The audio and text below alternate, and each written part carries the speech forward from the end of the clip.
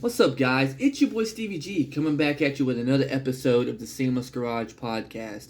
If you're new to the podcast, if you're new to the channel, it's just everything automotive related, mechanics tips, automotive news and updates, all the way down to performance. If you're into cars and you like to turn wrenches, this is the channel for you. All right. So with that being said, we have several different types of episodes that we do. So, like right now, it's going to be just straight up shop talk. Like we're just going to talk. I'm going to hit you with one piece of advice, and we're going to hammer on that until I get my point across. Other times, I'm going to be interviewing mechanics. Other times, I interview service writers. Sometimes I interview people from outside, like that may own a company or whatever that is in the automotive world. Tool reps, what have you. And then other ones we're going to talk about automotive news and kind of like technology changes in automotive in general. We'll have performance talk. So there's several different outlets. I'm sure there'll be something that will hit your fancy and, something you can take away from this. On the shop talks and stuff like that, a lot of times it's going to be for straight up mechanics that are actually in the field currently. Maybe sometimes tips for beginners and aspiring mechanics. But a lot of times it's just going to be general mechanics tips that you can take and apply. Sometimes it's going to be life advice that you can apply to your career, but you can also apply to your whole life. So, with that being said, let's hop into it. Let's hop into today's topic. And today's topic, I just want to clear the air and make sure everybody knows what you're getting into when you decide to become a mechanic. So let's kind of talk through a few of those things and go through that. So that's what this episode is going to be about. So without further ado, let's get it.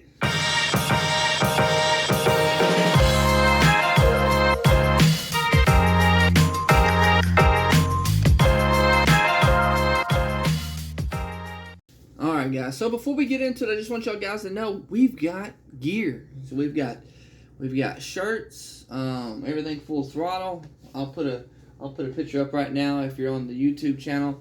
If you're on audio form, just go check out our Instagram. You'll see on the Seamless Garage Instagram, you'll see all of our gear, and you can check out our website to purchase it. You're gonna have the SG straight up, and now these are always gonna have the SG tag in the back. Okay. Got the Seamless as well. These are mine, so they're a little dirty, but these are actually mine. I wear these every day with the SG tag in the back. We've got the black and white, and I don't have one on me right now, but we have a black and white like this with the SG on it. Okay, like that. So those are the options we got right now. I'm gonna tease y'all with this one for a minute, just because I love this one so much. Might be something we do later. You know what I mean? Might be something we do later. Anyway, go check it out. It's all on seamlessgarage.shopify.com. Or you can click the link on our Instagram. The link will be attached to the section below on YouTube as well. And you can follow us on all of our platforms. Instagram Seamless Garage, Facebook Seamless Garage, YouTube Seamless Garage, TikTok Seamless Garage as well. And then obviously my platform is always going to be The Real Stevie G, or it's just going to be Stevie Gilliland. That's it. So with that being said, if this is something you like, something you're interested in already, and you end up at the end of the episode, you enjoy this, please make sure you like, make sure you comment, make sure you subscribe, and ask any questions. Ask away. Is there anything you want to know about the automotive field? Is there anything that I can answer for you? Be sure to comment below. Let me know. And I definitely will answer it. I promise you I'll get back and answer it. So, with that being said, let's go. So, things you need to know when getting into the automotive field. Some people always word it as before you get in. Well, you're probably already in, or you're probably already kind of committed. So, look, there's some things that you may not know. Maybe you're in Express and you're thinking about moving up, and somehow you got into Express and you're just thinking about moving up. Express is oil changes and stuff like that, by the way. if you didn't know, in a dealer aspect. So, I don't know, somehow you found your way into the automotive field and you were thinking about becoming a mechanic, or you're already a mechanic and you're fresh into the game. So there's some things that you're going to run into. There's some things about the mechanic life that you need to understand. Let's talk about the first one that I think everybody knows, but we're going to go ahead and mention it anyway because some of you may not.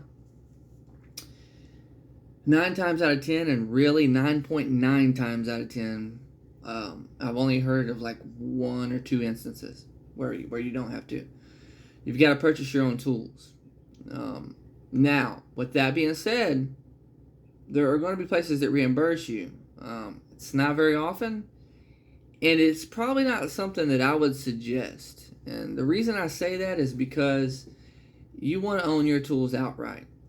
Reimbursement's one thing, but the thing is, you don't want anybody, because you may love the place, you may have been there 15 years, who knows. You don't want anybody to have any leverage or anything over your head when it's time to go, when it's time to head out, when it's time to move on, okay? And they can have a little bit of leverage, even though they might be yours and you just got reimbursed. There's a little leverage there. Hey, man, we spent some money on you, you know what I mean?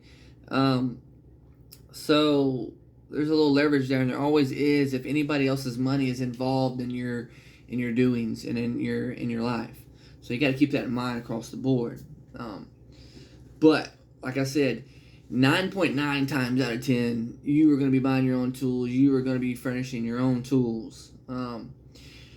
If you want help on that, help on making decisions, go back and check a previous episode. Just type it into the search, the top 10 tools that I recommend, and I'll go through it. If you got any other questions about tools, again, comment below, ask me, and I'll get it answered for you.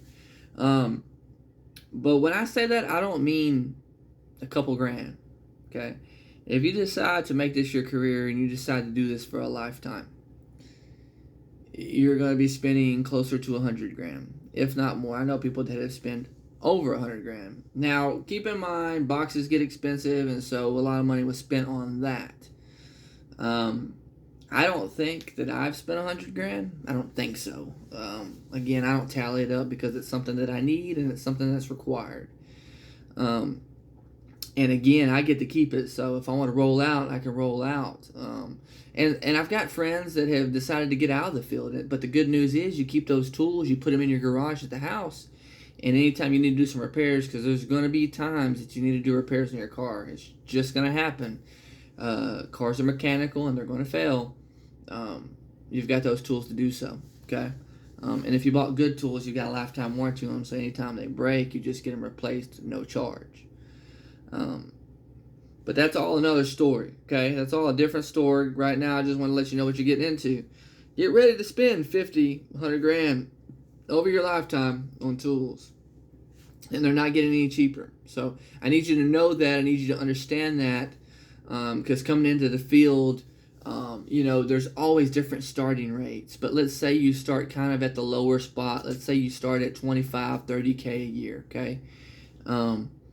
Get ready to spend about 10% of that. And it's a little bit more when you're first getting started as well. That's why you want to go ahead and build up a good base while you're in Express or while you're doing whatever else, especially if you have your eye on the prize of becoming a master technician.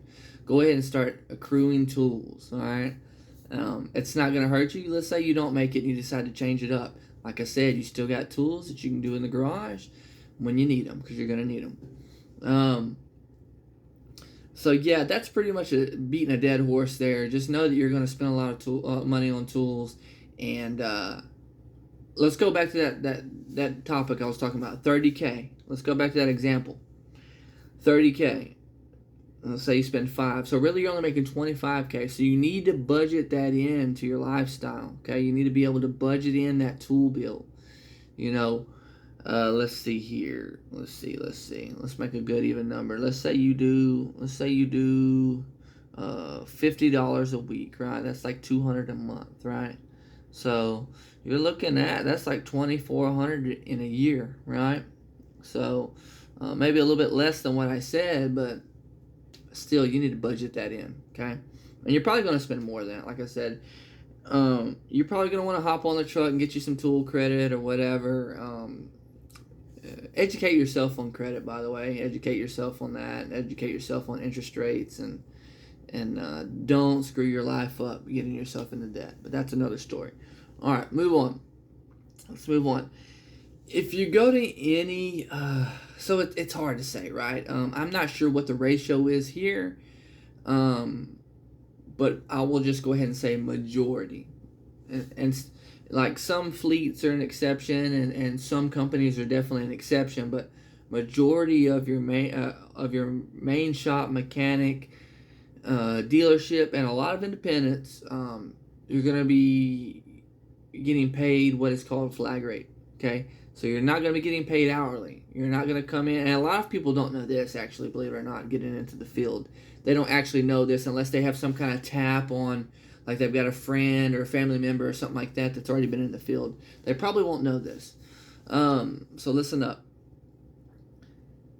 And it's all performance-based, which I love. That's what I love. I love jobs that are performance-based. I think everybody should be based off their performance. I think they should be paid based off of their performance. Because otherwise, a lot of times there's not an incentive to do your best, and not an incentive to go all out and try to get better, right? So I think most jobs, if not all, should be performance-based. But anyway, in the mechanical field, most of the time it is. There are some hourly exceptions, but most of the time you're going to be flag rate. What is flag rate? You're not hourly. You don't clock in at 8 and get off at 5, and you don't make your 40 hours for 5 days, okay?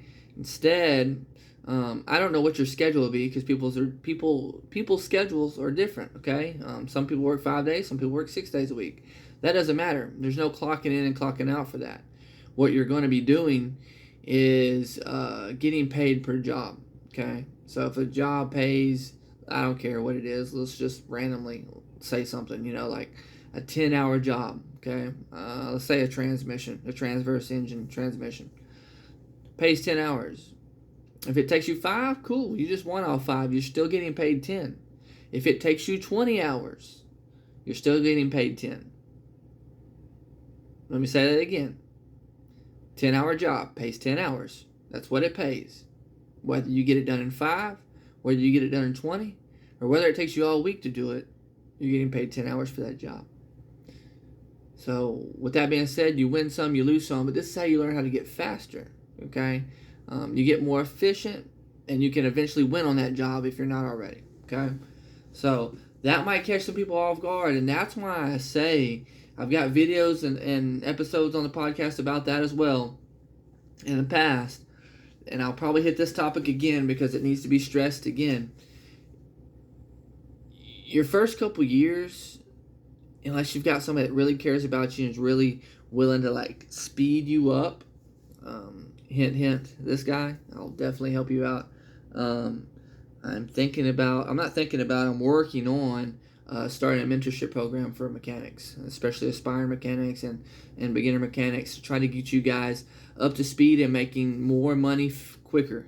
You know what I'm saying? So, anyway, there's going to be a learning curve. So a lot of jobs you're going to lose on. You're going to lose on more jobs than you win most of the time, unless dispatch is set up for you to win. Like you're just getting all the easy stuff, which isn't really fair. It's not a fair dispatching environment, but sometimes that's how it is in some dealerships and in some independent shops, because instead of training you to do everything, they'll just feed you the gravy while the other guys have to deal with all the technical stuff because you can't handle it. Again, another topic. But anyway, we'll figure that out, and that's why your pay is going to kind of be low. Even your hourly rate might be pretty decent, but as a beginner, it's going to be lower than a master tech, but it might be decent.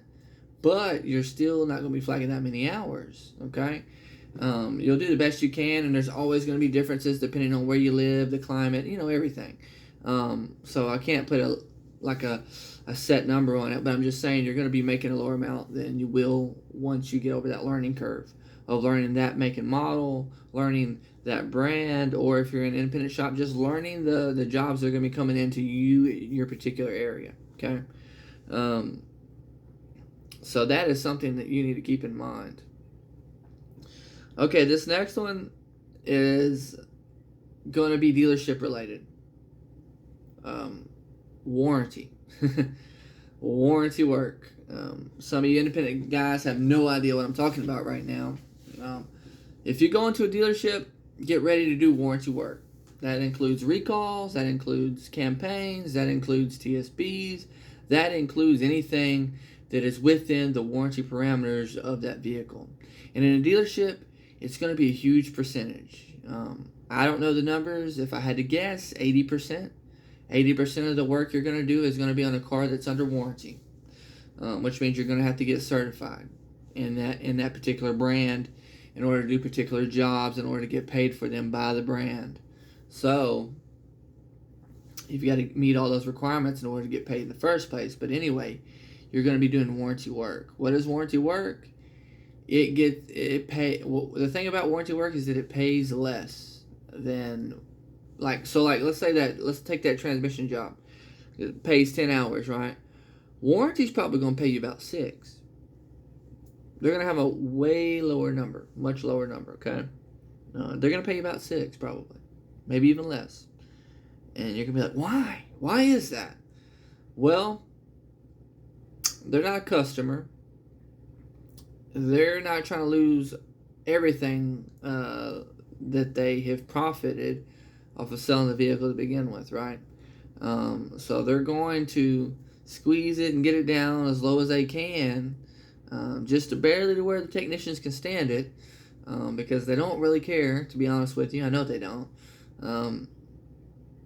But to where I guess you can still make time, just barely. Like, the whole point is to make time.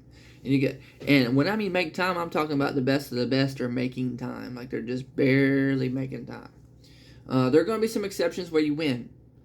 That's where, again, you get crafty as a mechanic, and you learn how to make good time on warranty work. That's when you know you're next level, okay? When you're able to start making time and make good time on warranty work, that's when you know you've become a next level mechanic, okay? That's just the reality. And I mean without cutting corners and without doing some shiesty stuff. I'm just saying you get really good at doing warranty work. You get really familiar with the cars, and you know how to do it differently than what the service manual is saying, but you still get the job done and the repair is just as good. So those type of things. So those are kind of the 3 things. There's three or 4 things that you probably don't know, that you may not know getting into this field, and that you need to look out for, and that might be a surprise to you, okay? So with that being said, again, if you got any questions or you need any help with this, comment below or message me directly on my Instagram, or if you've got me on Facebook, message me on my Facebook. Any way you can contact me if you've got any questions, just hit me up. Again, I am a master tech. I'm a Nissan certified master technician, with a lot of added certs to that as well. Cummins certified, EV and HEV certified. I've been at this same dealership for 10 years. I'm also the shop foreman for this said dealership.